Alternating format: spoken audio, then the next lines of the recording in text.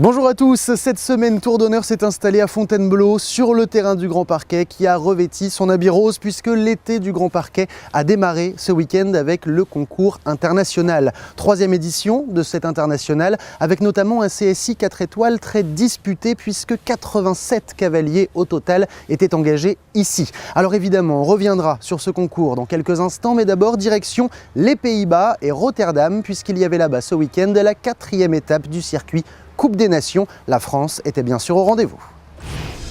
Si Rotterdam ne fait pas partie des étapes qualificatives pour la France, la concentration reste de mise. Les championnats d'Europe sont en ligne de mire, alors Roger-Yves Bost, Simon Delestre, Aymeric Depona et Kevin Stott avaient tous à cœur de bien faire sous l'œil du sélectionneur Philippe Gerda. Au terme de la première manche, les Bleus sont 3e ex-aequo avec 5 points au compteur, derrière les Allemands à 2 points et les 4 cavalières américaines à 4 points. Rien n'est donc joué, tout reste à faire et le parcours est sélectif. En seconde manche, pour beaucoup, les scores vont s'alourdir. Mais les Français, eux, vont reproduire quasiment la même chose. Bosti fera 2 tours à une barre, Simon Delestre et Kevin Stott auront chacun une faute, alors qu'Aymeric Depona réalise la meilleure performance tricolore, avec 1 point en première manche, puis un sans faute lors de son second passage. Armitage Boy semble se promener sur la piste. Et le parcours était difficile à la reconnaissance, les auxerres larges, la hauteur, des contrats courts, un temps accordé qui était court. Le cheval a répondu présent d'une manière magnifique, donc on est quand même content du résultat. C'est vrai que ça s'est joué à pas grand chose, petite faute par-ci, un petit point de temps par-là. Au final, la France totalise 9 points et termine 3e de cette étape derrière les États-Unis qui alignaient donc une équipe 100% féminine, mêlant la jeunesse et l'expérience de Bizzy Madden ou encore Laura Kraut. Mais ceux qui devaient absolument bien faire, ce sont les Allemands. Suite à leur forfait de Saint-Gall, ils n'ont que 3 étapes pour se qualifier pour la finale, mais l'équipe engagée ici, très forte sur le papier, l'est aussi sur la piste. Philippe Weishaupt, qui gagnera le Grand Prix de dimanche, est l'un des 2 seuls doubles sans faute de l'épreuve sur Montebellini. Et quand Ludger Beerbaum s'élance le dernier, il n'a pas le droit à l'erreur. Sur Chiara, il prend donc son temps, aucune barre ne tombe et malgré du temps dépassé, l'Allemagne remporte donc cette étape tout en sachant que la qualification pour la finale reste très difficile. Avec le classement actuel, c'est presque impossible, mais il faut encore une fois qu'on gagne les 3 étapes. On espère qu'on sera chanceux, on va essayer et tout faire pour que ça marche et pour tout gagner. Mais on est heureux d'avoir déjà gagné la première qui compte pour nous.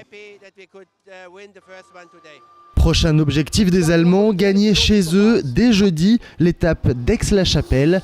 Même si pour l'instant au classement provisoire ils sont derniers ex-aequo avec l'Ukraine, même si ces 2 équipes ont déjà gagné une étape chacune. Les Suisses, eux, sont en tête, mais ont déjà couru 3 de leurs 4 étapes. Et on est donc de retour sur ce terrain du Grand Parquet avec un cavalier français qui a le vent en poupe en ce moment. Bonjour Julien. Bonjour. Alors, je ne sais pas ce qui se passe, mais ça se passe très bien depuis quelques semaines maintenant, même déjà depuis le début de l'année. Ici, à Fontainebleau, le Grand Prix n'est pas encore passé, mais ça se passe quand même déjà très bien, puisqu'on t'a vu remporter une épreuve avec Cara de la Loge, meilleur français dans la grosse épreuve du premier jour, un Grand Prix gagné à Franconville. T'es un homme heureux. Comblé. Non, le cheval va bien, il a 9 ans. C'est vrai que déjà à la Baule, il avait fait un très bon parcours. Il fait 2 fautes dans le Grand Prix, mais je pense que vraiment ça lui a fait passer un cap. Le cheval après la Baule s'est vraiment transformé, a pris de la maturité. Donc bon, il a toujours 9 ans encore, il a encore beaucoup de choses à apprendre. Mais c'est vrai que je monte sur un cheval, là je sens vraiment que j'ai un cheval avec un très gros potentiel. Il a des moyens énormes et en plus il assimile très bien tout ce que je lui demande et il apprend très vite. Alors en plus pour un terrain comme ici à Fontainebleau, c'est un cheval qui est parfait pour ces grandes pistes.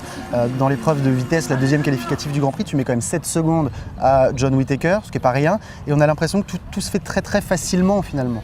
Il a une action énorme, donc c'est un cheval, sur des grandes pistes en herbe comme ça, je peux me permettre d'enlever une foulée dans les lignes. Et il a aussi la faculté dans les combinaisons courtes à pouvoir se rassembler. Donc c'est vrai que du coup c'est beaucoup plus facile pour le cavalier. Quelle est l'histoire que tu as avec ce cheval-là? Tu l'as depuis combien de temps maintenant et comment est-ce que tu l'as amené jusque-là? Et ça fait 1 an que je l'ai. Donc l'année dernière, il a fait plutôt les concours, je l'ai emmené sur des beaux concours, mais plutôt en 2e, 3e cheval. un petit peu pour lui donner de l'expérience. Cet hiver, j'ai préféré faire l'impasse sur les indoors parce que je ne le trouvais pas encore tout à fait prêt. Et il a recommencé au Sunshine Tour crescendo. J'ai commencé dans les petites épreuves, il a fini sur des épreuves à 1m45-50, bien. Et ensuite, il a attaqué son premier Grand Prix 3 étoiles au Touquet et directement la boule après. Donc voilà, ça a été assez vite. Le Sunshine Tour lui a fait beaucoup de bien, je pense. Tu prépares d'ailleurs tous les ans là-bas, toi, hein, c'est un rendez-vous important. Ouais, ça dépend un peu des chevaux que j'ai. Si j'ai des chevaux qui ont déjà beaucoup de métiers, mais là j'avais 2 9 ans vraiment intéressants, Cristallo et Cara. Et là, ça permet vraiment de prendre son temps sur 5 semaines, de les amener tranquillement sur des bonnes épreuves, de déclasser s'il y a besoin. Enfin, vraiment, je pense qu'on fait du bon travail là-bas. Alors, tu parlais aussi de Cristallo, qui fait partie de ton piquet. Là, ça y est, tu es revenu avec un très bon piquet, puisqu'il y a Mister Davier aussi qui a fait son retour à la compétition et qui fait un bon retour. Voilà. Donc, ouais, Cristallo LM qui lui a 9 ans aussi, donc c'est pareil, encore un petit peu tendre. Voilà, donc c'est des chevaux qui vont, Cara et Cristallo, qui vont faire les 5 étoiles cette année. Bon, encore dans l'optique de prendre de l'expérience. Je pense pas encore être compétitif dans les 5 étoiles, mais en tout cas une année un peu de transition, en espérant que l'année prochaine il passe le cap. Et Mister Davier qui lui a l'air de revenir en bonne forme. Je dirais qu'il est à 80% pour l'instant. J'espère qu'il va revenir à 100%. Pourquoi est-ce que tu dis 80% justement? Il y a des choses que tu n'as pas encore retrouvées ou... Ouais, il a été arrêté 1 an, donc il s'est complètement démusclé. Il avait perdu toute sa condition physique, donc voilà, ça met du temps à revenir vraiment. Il a 13 ans, donc il faut vraiment que tout se remette en place. Physiquement, il a l'air très bien au niveau de la locomotion. Il n'a pas l'air d'avoir aucune séquelle après son accident. Maintenant, il faut vraiment que toute la masse musculaire revienne. Je pense que ça ne devrait pas tarder. Il va participer au Grand Prix ce week-end à Canteleu 3 étoiles. D'accord. Donc voilà, on refait un Grand Prix 3 étoiles. Il a fait quelques épreuves à 1m50 où il s'est bien comporté. Donc j'espère pouvoir le retrouver au plus haut niveau d'ici la fin de la saison extérieure, je dirais. Et après Canteleu, ça y est maintenant, tu le sais, tu pars avec l'équipe de France numéro 1, tu pars en Suède à Falsterbo alors. Ouais, voilà, donc après je ne sais pas encore si je serai dans l'équipe, hein. En tout cas je fais partie des 5 qui partent à Falsterbo. C'est génial. Moi, les Coupes des Nations, c'est quelque chose que j'ai toujours aimé, cet esprit d'équipe, c'est super. On a une équipe très sympa en plus, donc... vous allez bien vous amuser à côté du travail, mais c'est toujours plus sympa. Non, ça va être sympa. On a beaucoup, en plus on a tous des jeunes chevaux sympas d'avenir. On va voir un petit peu où on en est et je pense que ça va être une chouette expérience. Merci beaucoup Julien, en tout cas de nous avoir accordé un petit peu de temps, puis on va te laisser aller te concentrer puisque le Grand Prix va se courir maintenant dans très peu de temps. On va justement suivre ce Grand Prix en images tout de suite. Sur les 87 cavaliers engagés dans le 4 étoiles, ils ne sont que 50 à avoir pu se qualifier pour le Grand Prix de dimanche. On devait donc se passer de têtes d'affiche tels que Rodrigo Pessoa, Daniel Desseur ou encore René Lopez, premier vainqueur de ce Grand Prix il y a 2 ans. Mais on attendait bien sûr notre invité, l'homme en forme du mois de juin et de ce week-end. Encore sur Cara de la Loge, Julien Epaillard commet cette fois 2 fautes et se trouve alors privé de 2e manche. Le parcours signé Frédéric Cottier est délicat et on ne compte alors que 500 fautes après la première manche, 5 parcours signés par des Français. Les 4 points les plus rapides ont donc une chance de se rattraper.